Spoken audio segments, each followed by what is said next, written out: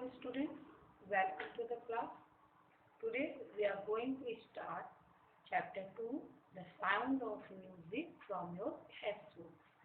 जो आपके BF की बुक है उसका chapter 2 the sound of music जो है ये चैप्टर 2 पार्ट्स में डिवाइडेड है. तो फर्स्ट पार्ट जो है वो जैसा कि आप नाम सुन से ही हिंट्स लगा सकते हैं. साउंड ऑफ म्यूजिक के बारे में है ये पूरा चैप्टर और 2 पार्ट है. दोनों पार्ट में अलग अलग म्यूजिशियन के बारे में और म्यूजिक इंस्ट्रूमेंट्स के बारे में दिया गया है. तो जो फर्स्ट पार्ट है वो एवलिन ग्लेनी के बारे में है जो कि डीफ रहती हैं बट वो बहुत ही अच्छी म्यूजिशियन भी होती हैं. तो किस तरह से वो चैलेंज फेस करती हैं और वो डीफ बाय बर्थ नहीं रहती हैं. बचपन से ही उनकी जो हेयरिंग प्रॉब्लम है वो नहीं रहती है, वो बाद में आती है और धीरे धीरे हेयरिंग प्रॉब्लम के साथ भी वो एक बहुत ही एक्सीलेंट और बहुत ही अच्छी म्यूजिशियन बनती हैं. तो कैसे बनती हैं उनकी जर्नी है. एंड द सेकेंड पार्ट जो है वो आप लोग बहुत ही ज़्यादा फेमिलियर है उस नेम से, बिस्मिल्लाह का, जो कि शहनाई वादक थे. तो सेकेंड पार्ट जो है वो शहनाई और बिस्मिल्लाह का के से रिलेटेड है. तो आज की क्लास में हम लोग फर्स्ट पार्ट को डिस्कस करेंगे, देन फिर सेकेंड पार्ट को नेक्स्ट क्लास में डिस्कस करेंगे. तो चलिए स्टार्ट करते हैं chapter 2 the sound of music. Evelyn Glennie listen to sound without hearing it. Evelyn Glennie जो थी वो म्यूजिक को सुन पाती थी लेकिन बिना उसको सुने, मीन्स म्यूजिक फील कर ले रही थी, जबकि उनकी हेयरिंग की प्रॉब्लम थी. हेयरिंग कैपेसिटी जो थी वो उनके अंदर बिल्कुल भी नहीं थी. देखिए फर्स्ट सेकेंड थर्ड ऐसे पैराग्राफ करके दिया है. सो thus our crowd jostled for position on the underground train platform. ये जो है एक सीन दिया गया जैसे मूवी का और टेलीविजन शो का सीन वगैरह होता है ना. तो फर्स्ट सीन क्या है कि जो भीड़ है, जोस्टर माने क्या होता है कि बहुत ज़्यादा भीड़ जो एक दूसरे को धक्का देते हुए आगे बढ़ने की ट्राई करते हैं. तो बहुत ज़्यादा भीड़ है, लोग एक दूसरे को धक्का दे रहे थे. कहाँ पर? ट्रेन प्लेटफॉर्म पे. Slide girl looking younger than her 17 years was nervous yet excited. She felt the vibrations of the approaching train. और एक स्लाइड गर्ल मीन्स की छोटी लड़की जो कि है तो 17 ईयर की, पर 17 ईयर की दिखती नहीं है, उससे छोटी दिखती है. वो थोड़ी नर्वस भी है और साथ ही साथ थोड़ी एक्साइटेड भी है जब भी वो अप्रोचिंग ट्रेनों की वाइब्रेशन को फील करती है. It was her first day at the prestigious Royal Academy of Music in London and daunting enough for any teenager fresh from a Scottish firm. और क्यों नर्वस एंड एक्साइटेड हैं? क्योंकि ये उनका पहला दिन है प्रेस्टिजियस रॉयल म्यूजिक एकेडमी में जो कि लंदन में है. और वो एक फ्रेश इनफ मीन्स एक टीनेजर तो है ही है, 17 ईयर के है, लेकिन एक फ्रेशर होने के नाते और स्कॉटिश में स्कॉटलैंड जैसे छोटे जगह से अब लंदन के प्रेस्टिजियस कॉलेज में जा रही है. तो वो थोड़ा नर्वस भी है और साथ ही साथ एक्साइटेड भी है कि मुझे ये अपॉर्चुनिटी मिल रही है. But this aspiring musician faced a bigger challenge than most. She was profoundly deep. लेकिन ये जो इंस्पायरिंग म्यूजिशियन है उन्होंने बहुत ही बड़ा चैलेंज फेस किया था. और वो क्या था कि वो धीरे धीरे बहरी होती जा रही थी. धीरे धीरे उनकी जो सुनने की कैपेसिटी थी वो लॉस्ट हो रही थी. जैसा मैंने पहले ही बताया कि वो बाय बर्थ ही डीप नहीं थी. वो धीरे धीरे करके उनके सुनने की कैपेसिटी कम होती गई और एट द टाइम एक ऐसा समय आया कि फिर वो पूरी तरह से डीप हो गई थी. तो पहला सीन में ऐसा दिखाया गया. नेक्स्ट है सेकेंड पैराग्राफ. उनकी मदर बता रही हैं कि कब उनको पता चला कि उनकी जो सुनने की कैपेसिटी, उनकी बेटी की जो सुनने की कैपेसिटी है वो कम हो रही है. Evelyn Glennie lost her hearing had been gradual. उनकी जो हियरिंग प्रॉब्लम थी वो हियरिंग कैपेसिटी थी वो एकदम से नहीं चली गई. ग्रेजुअल में धीरे धीरे करके हियरिंग hearing capacity कम हुई. Her mother remembers noticing something was wrong when the 8-year-old Evelyn was waiting to play the piano. They called her name and she don't move. I suddenly realized she had not heard. Say इसेबल cleaning. तो उनकी mother का नाम क्या था? इसेबल cleaning. वो बताती हैं कि मुझे जहाँ तक याद है, मैंने जब एवलिन 8 ईयर की थी और एक कंपटीशन में बैठी हुई थी पियानो बजाने के लिए, वो लोग बार बार उनके नाम को बुला रहे थे. मीन्स उनकी टर्न आ गई थी स्टेज पे आने के लिए, लेकिन वो हिल ही नहीं रही थी. उनको कुछ सुनाई ही नहीं दे रहा था. वो अपने जगह से नहीं हिल रही थी. अपने नाम को सुन के, अपना कॉल सुन के जा नहीं पा रही थी. तब मुझे रियलाइज हुआ कि कुछ न कुछ इनकी हियरिंग कैपेसिटी में, कुछ न कुछ इनके सुनने में प्रॉब्लम आ रही है. For quite a while, Evelyn managed to conceal her growing deafness from the friend and teachers. धीरे-धीरे करके वो अपने टीचर्स और फ्रेंड्स में थोड़ा कंसील कर पा रही थी. But by the time, लेकिन जैसे जैसे समय बीतता गया, she was 11. Her marks had deteriorated and her headmistress asked her parents to take her to a specialist. लेकिन धीरे धीरे जैसे समय बीतता गया, जब वो 11 साल की हुई, तो उनकी जो प्रॉब्लम थी वो बढ़ती गई और हेडमिस्ट्रेस यानी कि जो उनकी प्रिंसिपल थी स्कूल के, उन्होंने उनके पेरेंट्स को एडवाइस दी कि इनको किसी स्पेशलिस्ट के पास ले जाइए. मीन्स कि किसी जो ईयर स्पेशलिस्ट होते हैं उनके पास ले जाइए.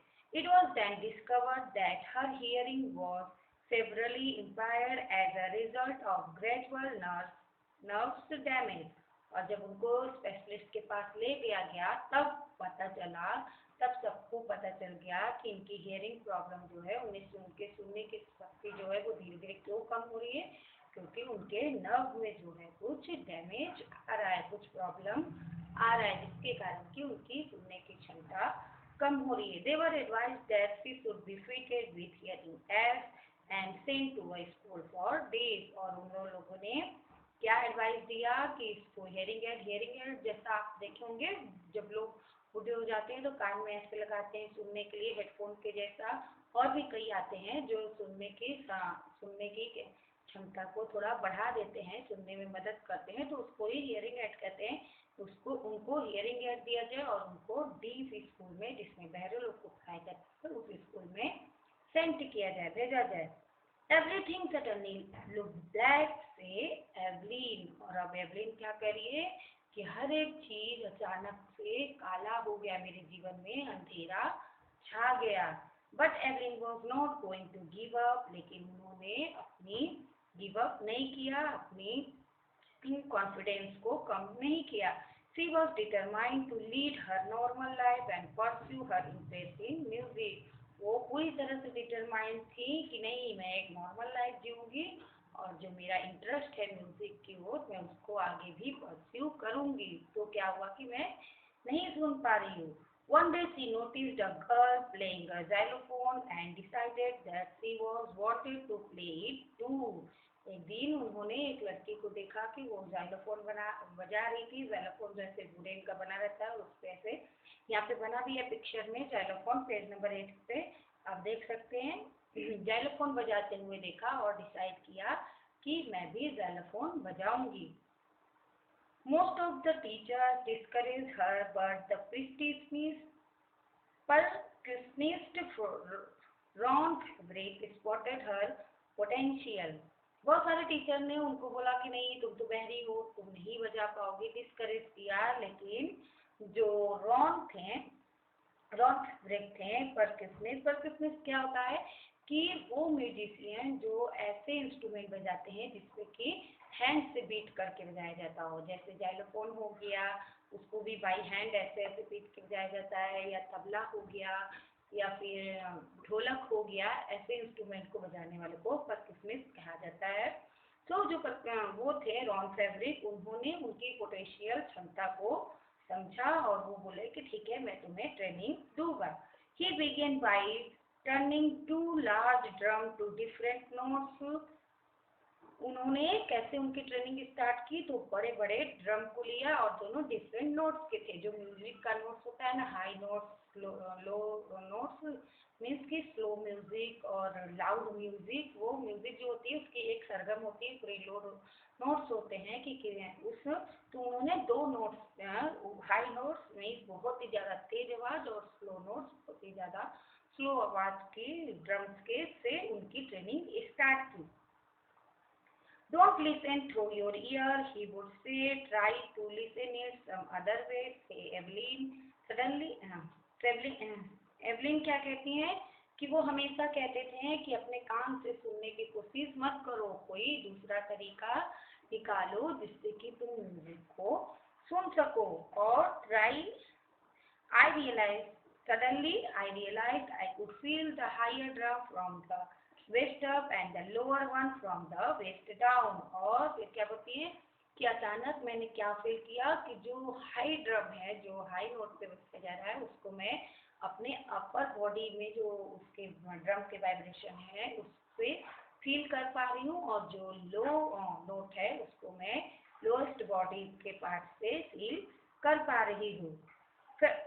Fabels repeated the exercise। Fabels जो उनके टीचर थे वो इसी एक्सरसाइज को बार बार रिपीट कराते गए। And soon Evelyn discovered that she could sense certain note in the different part of her body। और जल्दी ही एवलिन जो है वो सीख गई थी कि किस अलग अलग बॉडी पार्ट से अलग अलग म्यूजिक नोट को फील करना, सुनना। I learned to open my mind and body to sounds and vibration। The rest was determination and hard work। और फिर क्या बोलती हैं कि मैं अब अपने शरीर और अपने दिमाग और अपने शरीर से पूरी म्यूजिक को उसके वाइब्रेशन के द्वारा सुनना स्टार्ट कर दी थी। और जो मेरी पूरी ये कैसे हो पाया, क्योंकि वो मेरा हार्ड वर्क था और मेरा डिटर्मिनेशन था कि नहीं, मुझे म्यूजिक सुनना ही है। She never looked back to from that point onward। और उसके बाद फिर वो कभी पीछे मुड़कर नहीं देखी। She toured that United Kingdom with her youth orchestra and by the time she was 16, वो एक टूर पे गई ऑर्केस्ट्रा के साथ यूनाइटेड किंगडम। जो एक ऑर्केस्ट्रा क्या होता है, जैसे 5-6 लोगों की पूरी एक ग्रुप होती है ऑर्केस्ट्रा, आप लोगों ने भी देखा है, जिसमें अलग अलग लोग अलग अलग तरह के परफॉर्मेंस देते हैं, कोई गाना गाता है, कोई नाचता है, कोई कुछ बजाता है। तो वो एक ऑर्केस्ट्रा ग्रुप से जुड़ी और कई जगह गई जब वो 16 की थी। She had decided to make music her life। और उन्होंने क्या डिसाइड किया कि म्यूजिक को ही अपना जीवन बनाएंगी।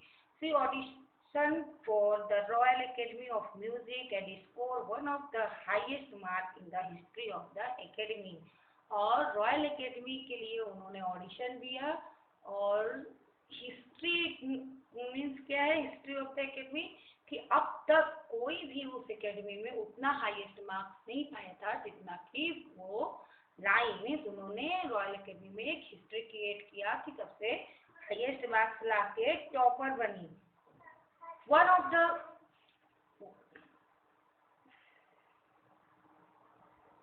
She gradually moved from orchestra's work to solo performance। At the end of her 3-year course, she had captured most of the top awards। और उन्होंने फिर धीरे धीरे करके ग्रुप परफॉर्मेंस से अपना सोलो मीन्स अकेले परफॉर्म करना स्टार्ट कर दिया।